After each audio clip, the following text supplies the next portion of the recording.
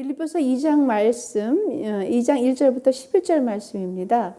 그 말씀을 통해서 우리는 위대한 겸손을 배울 수가 있습니다. 그 그리스도의 마음을 품는 것이죠. 그리스도 안에 있으면 무슨 권면이나 사랑의 위로나 성령의 무슨 교제가 긍휼이나 자비가 있거든 마음을 같이 하라 그랬습니다. 마음을 같이 하여 같은 사랑을 가지고 뜻을 합하여 여기서 또 마음이 나오는 거죠. 한 마음을 또 품으라 그러셨어요. 아무 일에든지 다툼이나 허영으로 하지 말고 또 마음이 나오죠. 오직 겸손한 마음으로 각각 자기보다 남을 낮게 여기고 각각 자기를 돌볼 뿐 아니라 또한 각각 다른 사람들의 일을 돌보아 예수 그리스도의 마음을 충만하게 하라고 그러신 겁니다. 너희 안에 이 마음을 품으라 곧 그리스도 예수의 마음이니 그는 근본 하나님의 본체이시나 하나님과 동등됨을 취하지 않으시는 겸손이 있으신 거예요. 그리고 오히려 자기를 비워 종의 형체를 가지시고 사람들과 같이 되신 겁니다. 우리 육신과 같이 되신 겁니다. 죄의 모습으로 바뀌신 겁니다. 사람의 모양으로 나타나사 예수 그리스도 자신을 낮추시고 죽기까지 복종하였으니 곧 십자가의 사랑인 겁니다. 이러므로 하나님께서 그를 지극히 높은 모든 이름에 뛰어난 이름을 주신 거죠. 하늘에 있는 자들이나 땅 아래에 있는 자들이나 모든 자들이 예수 이름 앞에 무릎 꿇게 하신 겁니다. 모든 입으로 예수 그리스도를 주라 시인하고 하나님 아버지께 영광을 돌리라는 이 말씀을 오늘 함께 은혜로 나누고자 원합니다. 1절부터 4절 보면 마음을 함께 하라는 말씀이 참 많이 나옵니다. 우리가 예수 안에 있어서 마음을 함께 나누라는 얘기신데요.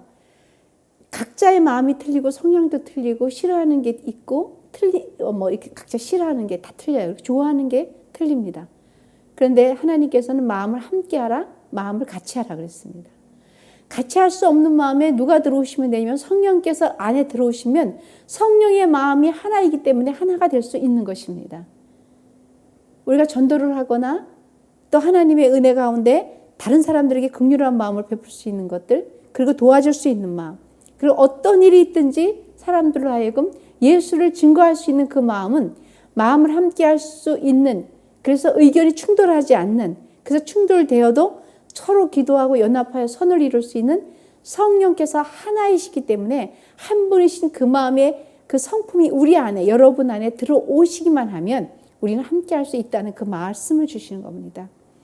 그리스도의 마음을 품을 수 있는 것은 우리 인격으로, 우리 생각으로는 가능치가 않은 겁니다. 우리의 생각은 계속 변하기 쉽고요. 우리의 마음도 계속 변하기 쉽습니다. 우리는 환경에 적응하기도 어렵고요. 그리고 시대가 주는 어떠한 그 어려움들도 극복해내야 되는 것도 물론이거니와 그렇지 못할 때가 참으로 많습니다. 그런데 이럴 때 하나님께서 그의 마음을 품을 수 있는 그 은혜를 주신 건데 그것은 뭐냐면 성령 충만하라는 겁니다.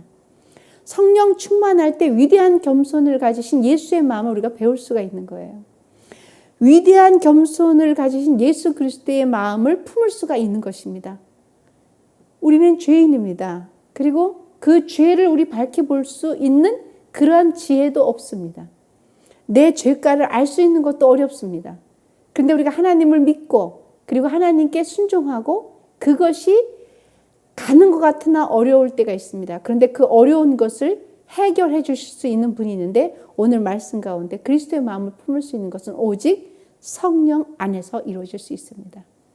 그래서 한 분이신 성령 안에 충만했을 때 오순절 마가의 다락방에서 제자들이 그렇게 예수님을 3년 반이나 같이 다녔지만은 예수님 모른다고 부인했고 떠났고 그러한 모든 사람들이 한 자리에 모여서 합심하여 기도했을 때 성령이 각 사람 위에 머물렀을 때 그들은 한 마음이 됐던 거예요. 한 마음이 돼서 나가서 전하고요. 5,000명이 회개하게 되고요. 3,000명이 회개하게 되고요. 그냥 마구 나가서 예수를 증거할 수 있는 지혜를 하나님이 주신 거예요. 그 전에 제자들은 예수님께 들었는데도 이해가 안 됐어요. 도대체 예수님이 하신 말씀 이해가 안 되니까 따로 예수님 앞에 모여서 제자들이 종용이 와서 물었어요.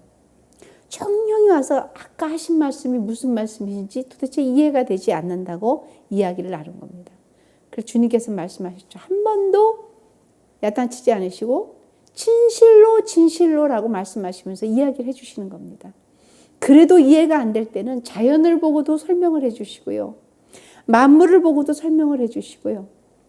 예수 그리스도가 어떤 분이신지, 그리고 죄가 어떤 것인지, 그리고 예수께서 우리의 죄를 담당하시고 가셔야만 해결될 수밖에 없는 이야기를 끊임없이 제자들을 통해서 3년 반을 얘기해도 이해가 안 됐던 부분이 마가의 오순절 다락방에서 성령의 완전하게 사로잡힘으로 말미암아 그들은 한 마음이 됐던 것입니다. 그래서 오늘 1절부터 4절까지 이 이야기를 계속 하시는 거예요. 한 마음이 되어라. 마음을 함께 하여라. 그렇게 하여야만 예수를 증거할 수 있고, 그렇게 하여야만 예수 그리스도의 그 놀라운 은혜가 우리 안에 머물러서 우리도 그렇게 믿지 않는 자들을 통해서 나가서 전할 수 있고요. 그리고 우리가 생각지도 못했던 것들. 성령이 한 분이시기 때문에 그분이 우리 안에 들어오시고 저와 여러분에게 들어오셨을 때에 도대체 상식적으로 이해가 안 됐던 제자들처럼, 그러나 지혜의 신이신 그분이 들어옴으로 말미암아 너희가 무슨 말을 할지 염려하지 말아라. 그때 우리 안에 계시는 분께서 해주신다는 거예요. 어떻게 했을 때? 우리의 마음을 합하여 함께 했을 때. 그래서 시편 말씀은 그렇게 말씀하십니다. 그들이 한 마음으로 의논하여 주를 대적하여 서로 동맹한다 그랬습니다. 그러니까 두 마음인 거죠. 예수가 없는 자들은 대적을 할 수 있는 거죠. 예수 안에 성령 안에서 없는 자들은 예수를 대적하고요. 그리고 분란을 일으키고, 그리고 형통함보다는 싸우기가 쉬운 거예요. 그러니 미움이 아닌 사랑을 원하는 것이 아니고요.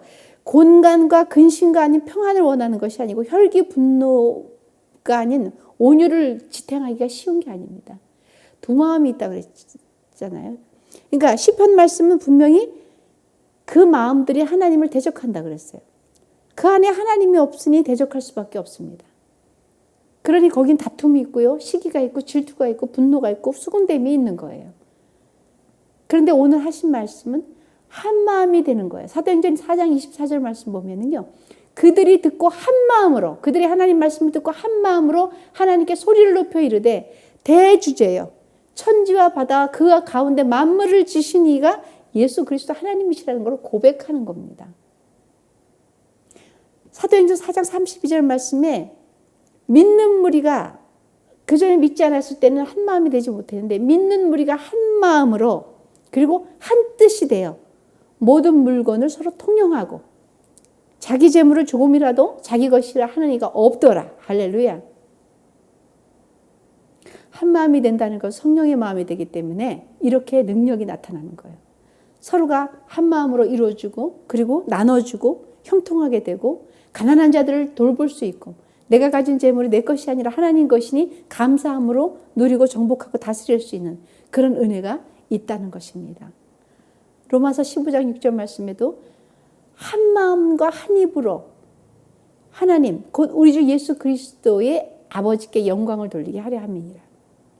아멘입니다. 한 마음과 한 뜻으로 그렇게 될 때 우리는 그리스도의 마음을 품을 수가 있습니다. 그리스도의 마음을 품을 수 있는 것은 오직 하나님의 말씀이고 그리고 다시 말하고 또 다시 말하노니 성령의 충만함을 입어야만 되는 것입니다. 빌립보서 2장 29절 말씀도 그렇게 말씀하십니다. 그리스도를 위하여 너희에게 은혜를 주신 것은 다만 그를 믿는 것뿐만이 아니라 또한 그를 위하여 고난도 받게 하려 하심이니라. 사도 바울이 모든 것을 가졌을 때는 혈기가 충만해서 열심히 특심이었던 사람입니다. 예수 믿는 사람들 다 옥에 가뒀던 것이거든요. 그러니 열심히 특심이었었어요. 그러니까 그 열심은 성령으로 인한 열심이 아니고 그냥 본인의 어떤 그 열정인 거죠. 그러니까 그것으로 막 하고 예수 믿는 사람들 잡아서 옥에 가두는 그래서 막 눈에 막 혈기가 가득했던 그런 열정이었던 것이죠. 그런데 지금은 사도 바울이 모든 것들을 예수로 알고 성령 충만하고 나서는 내가 했던 모든 행동들 그리고 내가 가졌던 모든 부귀영화들 내가 내놨던 모든 학위들 세상에서 자랑할 모든 것들을 나는 배설물로 여긴다. 그리고 나는 날마다 죽는다 그랬습니다. 사도 바울이 나는 날마다 죽노라. 어디에? 십자가에.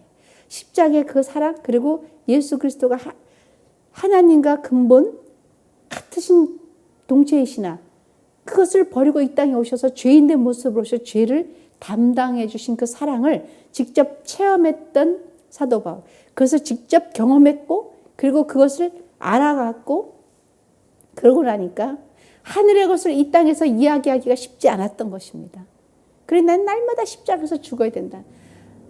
그렇게 얘기를 하면서 많은 사람들에게 예수를 주라 시인했고 그저 매를 맞고 그 모든 것들을 견뎌냈던 것은 성령 안에서 하나님을 알았기 때문에 그래요. 예수님을 만났기 때문에 그런 것입니다. 이래서 중요한 것이 사도 바울의 그 모든 고난은 고난이라고 여기지 않았습니다. 감옥에서도 항상 기뻐하라고 얘기할 수가 있었던 것입니다. 어떤 똑같은 인격과 똑같은 성향을 가졌던 그 전에 사도 바울을 어떻게 이렇게 바꿔놓았을까요? 무엇이 그로 하여금 한 마음을 갖게 하고 무엇이 그로 하여금 예수를 증거하게 하고 매맞음과 굶주림에 헐벗음에 그것 또한 감사하고 옥에 갇혔던 것도 감사할 수 있는 마음을 가질 수 있었을까요? 그것이 성령 안에서 성령이 들어왔기 때문에 그분의 인격으로 바뀌는 것입니다. 나는 죽고 그분이 사는 거예요.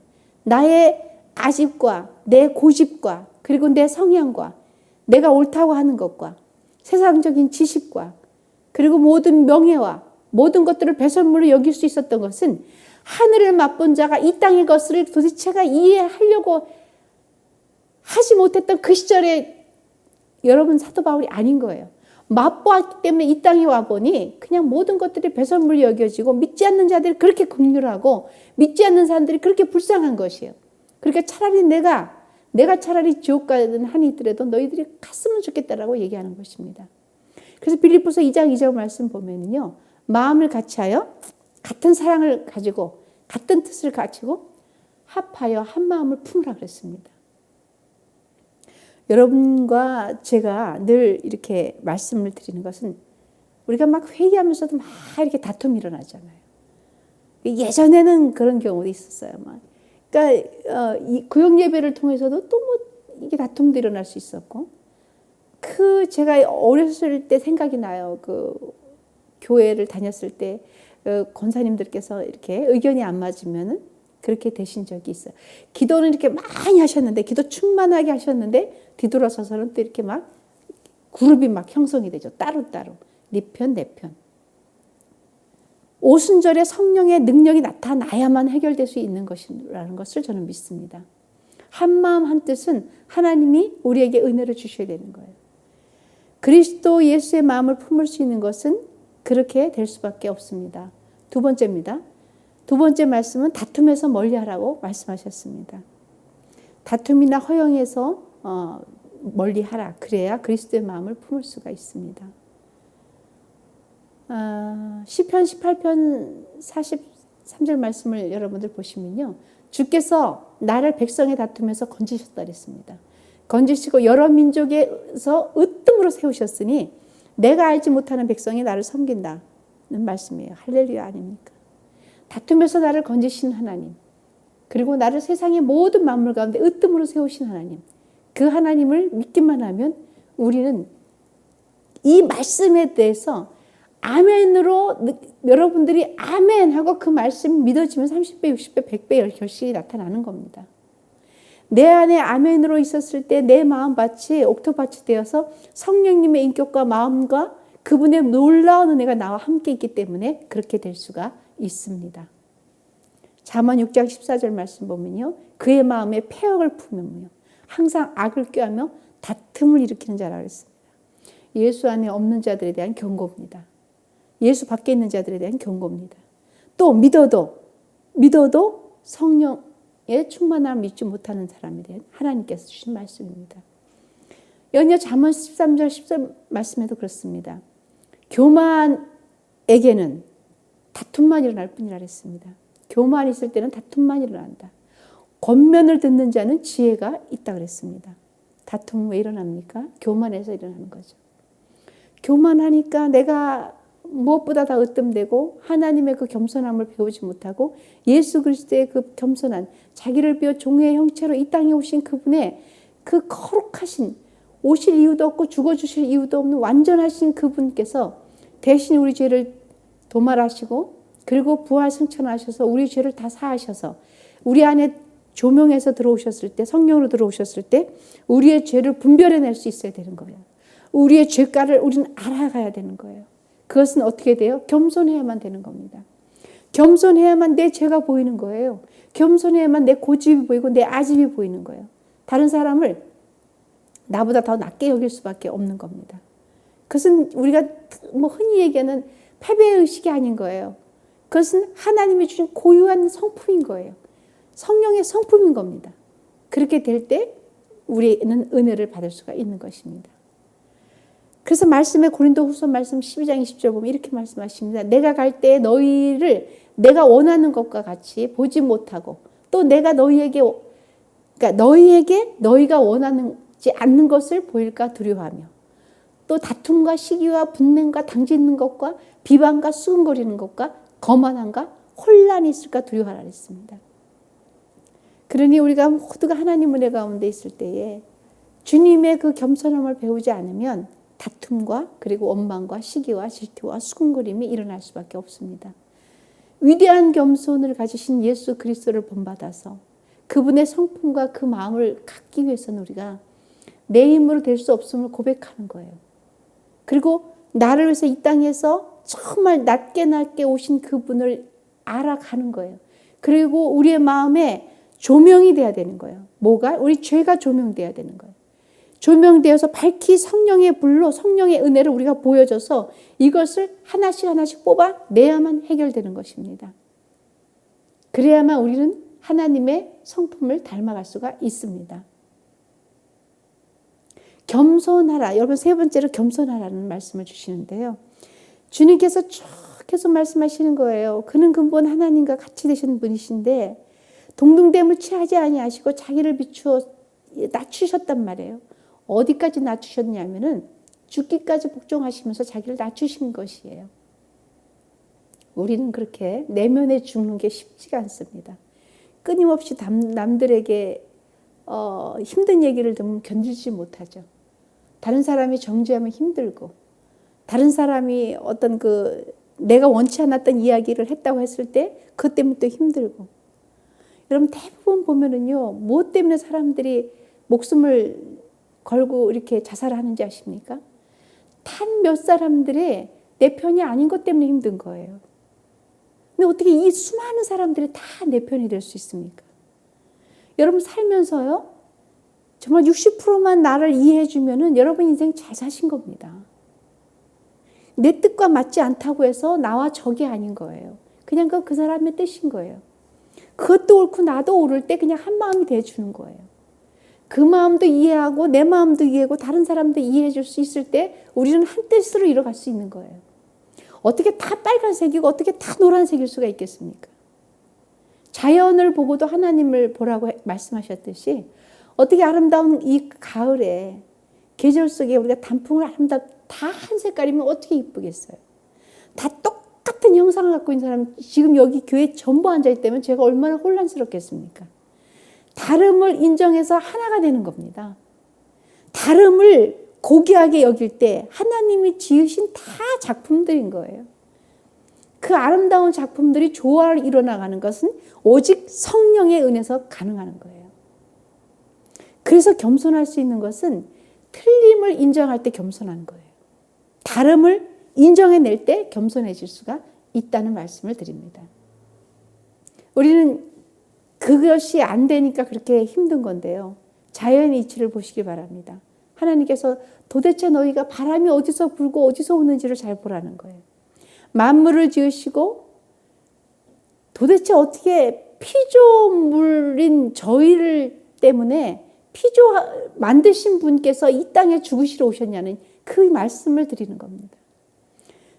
아니, 그러니까 지으신 분이 지은 자들 때문에 죽으시러 이 땅에 오신 그 겸손은 무엇이고 그 복종은 도대체 무엇이기 때문에 우리는 그것을 어떻게 따라가야 된다는 것을 알아야 되는 거예요. 그것이 도대체 어떤 사랑이기 때문에 그런 죽음보다 강력한 사랑이라고 제가 누차 말씀을 드리는 겁니다. 그 사랑 안에 우리가 있기 때문에 우리는 거저받은 사랑 안에 무엇이 달아서 시기 질투를 하고 내 뜻대로 뭐가 맞지 않아서 원망을 하고 그 모든 것들이 우리는 내려놔야 되는 부분입니다.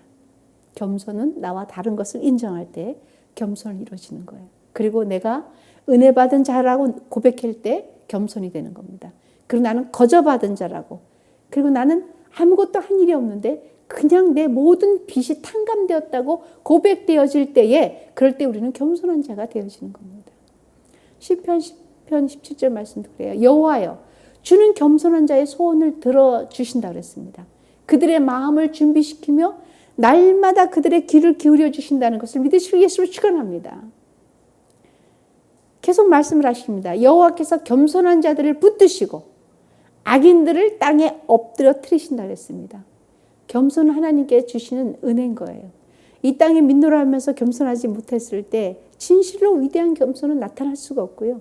그리스도의 마음을 품을 수 없습니다.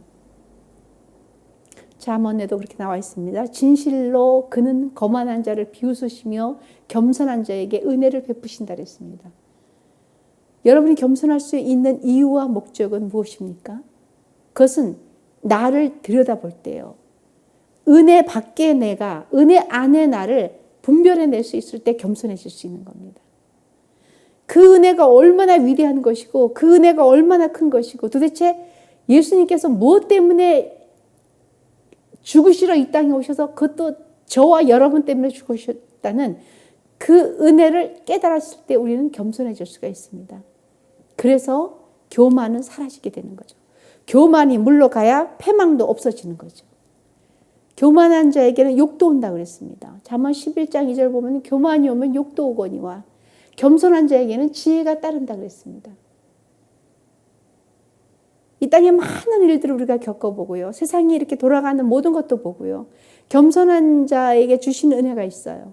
그 은혜는 가문의 형통함을 주십니다. 그리고 하나님께서 우뚝 세워주신다 그랬습니다. 그리고 그의 기도를 날마다 기울여 들어주신다 그랬습니다. 근데 교만한 자에게는 패망이 따르는 거예요. 그리고 우리가 하나님의 은혜와 그리고 사랑을 깨달을 때 우리 안에 죄를 들여다볼 때 조명할 때 아, 난 은혜 받은 자이구나. 난 하나님께 거저받은 은혜의 자구나. 나는 빚진 자구나. 그것이 있을 때 어떻게 다른 사람의 죄가 보이겠습니까? 어떻게 다른 사람의 판단을 보이겠습니까? 안 보이는 거예요. 그 보이지 않기 때문에 우리는 겸손을 얘기할 수 있고 그래서 다른 사람에게 가서 그 겸손한 마음으로 섬길 수가 있는 것입니다. 섬기는 여러분들이 되시길 바랍니다. 하나님을 섬기는 훈련이 됐을 때 이웃도 섬길 수 있고 그리고 나와 틀린 사람도 섬길 수가 있는 것입니다. 교회도 충성된 자가 될 수 있는 거고요. 전도한 사람들이 내 뜻과 맞지 않았을 때 아직 어린아이 신앙이었을 때도 품어주고 이해해주고 용납해주고 사랑해줄 수 있는 여러분들 되시겠음을 축원합니다. 왜 저렇게 잘하지 않을까? 잘하게 할 수 있는 여러분들이 하나님 안에서 그 어떤 그 모델이 되시길 바랍니다. 여러분들은 걸어다니는 하나님 예수 그리스도의 형상인 거예요. 그래서 여러분들을 보고 아직도 공사 중이지만 우리는 영원히 공사 중이지만 하나님이 저와 여러분들에게 그 은혜를 주신다는 것을 믿기를 예수님을 축원합니다. 말씀에 보면 여호와를 경외하는 것은 지혜의 훈계라 겸손은 존귀의 길잡이라 그랬습니다. 겸손은 여러분 지혜의 길잡이기 때문에 사람의 마음의 교만은 멸망의 선봉이요 겸손은 존귀의 길잡이라 계속 말씀하시는 거죠. 미가서 6장 8절 보면 사람아 주께서 선한 것이 무엇임을 내게 보이셨나니 여호와께서 내게 구하시는 모든 것은 오직 정의를 행하며 인자를 사랑하며 겸손하게 내 하나님과 함께 행하는 것이 아니냐. 나는 하나님께서 하시는 말씀입니다. 마음이 온유하고 겸손하니 나의 멍에를 베고 내게 배우라. 그리하면 너의 마음에 쉼을 얻는다고 말씀하신 거예요. 모든 겸손은 온유로 하고 오래 참음으로 사랑 안에서 하고 서로 용납하고 그래서 베드로전서 5장 6절에는 그렇게 말씀하시는 거예요. 그러므로 하나님의 능하신 손 아래서 겸손하라. 때가 되면 너희를 높이신다는 말씀을 믿고 순행하고 순종하기를 바랍니다. 오늘 하나님께서 위대한 겸손 예수 그리스도의 마음을 품기를 다짐하는 모든 성도 여러분, 하나님의 능하신 손 아래서 겸손하여 때가 되면 우리를 높이시는 것을 믿고 그렇게 되기를 예수님으로 축원합니다.